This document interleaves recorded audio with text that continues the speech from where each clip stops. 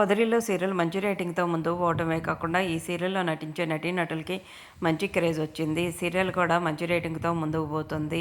మహాలక్ష్మి, చక్రి క్యారెక్టర్లు బాగా ఆకట్టుకుంటున్నాయి. ఒక అమ్మాయి 5గురు అన్నదమ్ములు గల ఇంటికి ఎంట్రీ ఇచ్చి, ఆ అమ్మాయి ఆ ఫ్యామిలీని ఎలా మారుస్తుందో అన్న కాన్సెప్ట్‌తో ఈ కథ మొదలైంది. ఎలాంటి ఆడవాళ్ళు లేని ఇంట్లోకి, 5గురు అన్నదమ్ములు గల ఇంట్లోకి మహాలక్ష్మి కోడలుగా ఎంట్రీ ఇస్తుంది.